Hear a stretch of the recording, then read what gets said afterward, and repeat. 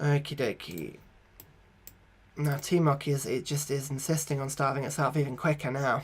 So what I might have to do is we've got the first easy, writers and artists. These are going to be another 45 turns or so before I get an artist or a writer now. So what I'm going to do is I'm actually going to take these specialists off. As you can see, this is massively improved now what the city can produce. So hopefully that'll be a bit more useful for us now. Okie dokie. So we're just waiting on that chemistry. We'll wait for a few of the trebuchets to be made as well. I've only got 8 turns or so on most of them, which is good. Akidka is going to be slowing us down, I think, but there we go. And we'll put him down there. This is a good tile to do it on as any. It's not on a hill and it's not on near any fresh water, so I think that's as good a place to put it down as any, really. Actually, I'm going to move my capital to default focus now. We've got so much production going on there that it's good to just get the extra gold income, I think. Okay, so let's press forward. Fingers crossed, maybe in this recording session, probably not this one, but maybe the recording session after, we should be able to finish this map. It's been a good first record for me. I haven't done anything particularly stupid, as you can see, shows only we're doing well, which is always a nice change, but it's not been a game I've been particularly proud of, to be honest. We missed out on religion, we didn't go particularly wide, we've kind of sort of fudged this sort of middle path, which has worked well for us, but it's not my proudest moment, so we might do a little better. Now, do we rush for electricity, or do we go for... Oh, let's go for artillery. Once we've got artillery, we will be unstoppable when it comes to warfare. Okay, now how much is the cannon upgrade? Oh, it's not much compared to the others, so let's just do that quickly now. Okay, crossbowman, Gatling gun, yep. I think that's as many upgrades as we can make. Are we anywhere near getting the pikeman upgrade? Yeah, there we go, metallurgy is going to be coming our way soon-ish, which is a good upgrade actually.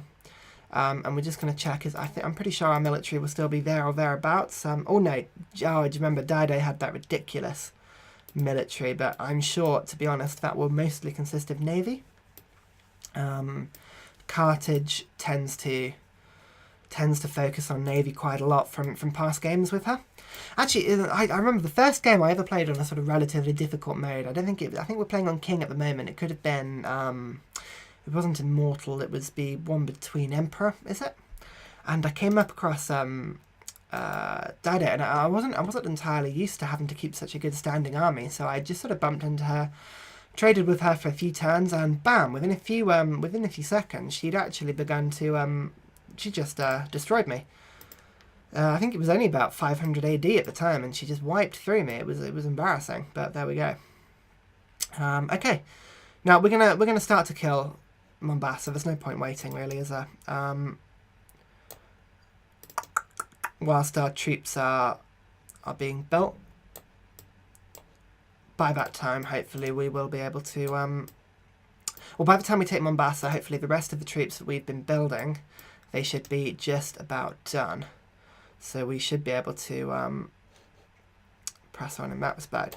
I'm going to stick this guy to the road. The pikemen, I'm going to leave those all behind just for now. Purely because they're going to get the upgrade in a few turns, and I may as well just keep them in my territory for now. Whilst they're pikemen, they'll be a bit vulnerable. I'm just going to keep the production going to my capital. It's good fun. Hang on, have I moved all of my... No, not quite yet. Hang on. Sorry, this is taking longer than I thought it would. Okay, that'll do. That'll do. So we take Mombasa first. That's been a bit useless for us, really. We haven't been able to retain our city-state friendships ever since we took the city-state right at the start of the game. Congo, which had, obviously, King Solomon's mines. Ever since we took that, our relationships with city-states have been a little bit off. So we're not going to worry particularly about killing it.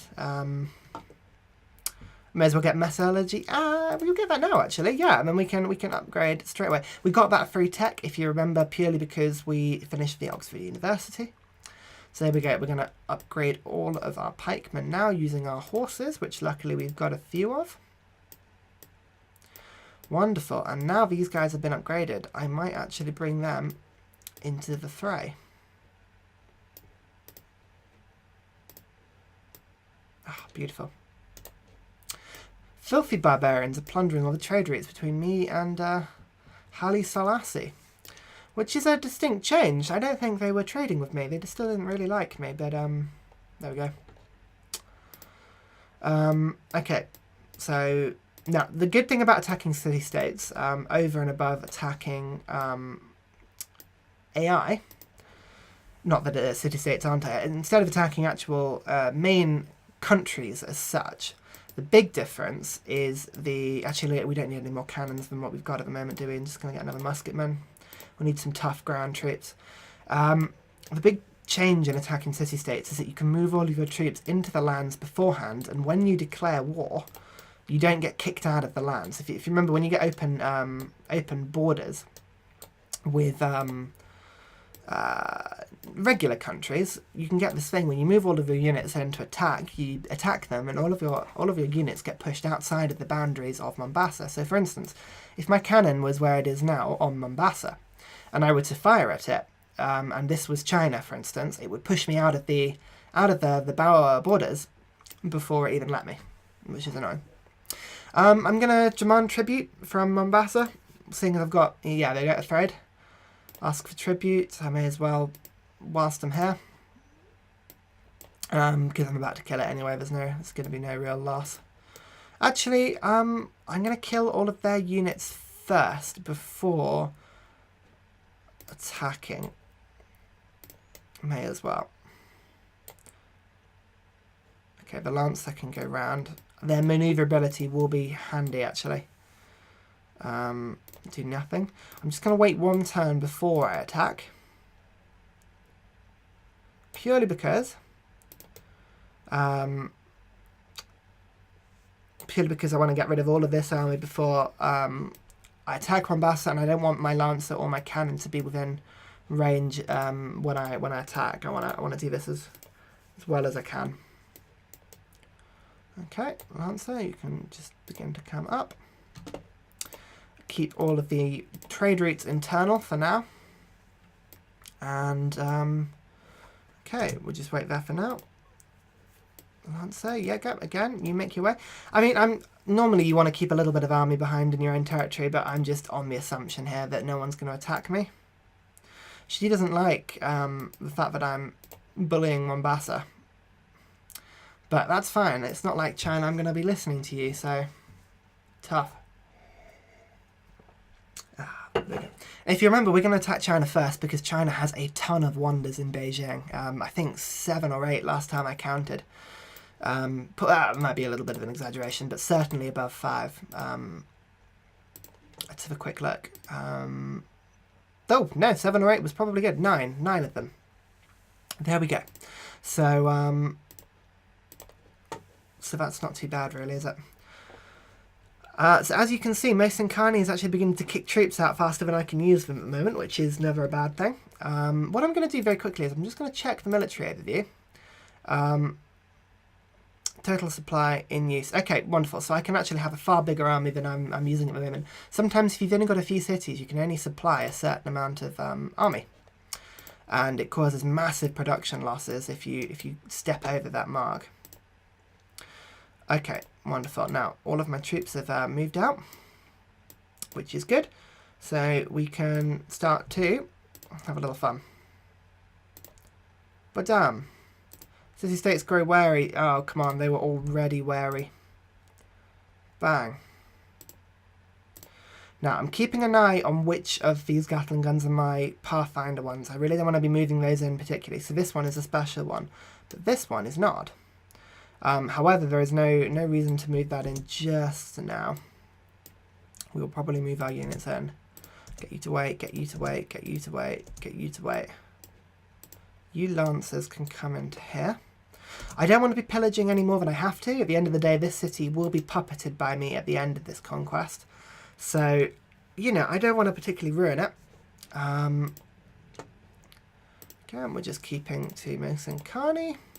Brilliant. Come on, Lancer, don't miss out. Again, we're staying. We're not going in within 2 tiles of Mombasa just for now. We'll move all of our troops in next turn. Wonderful.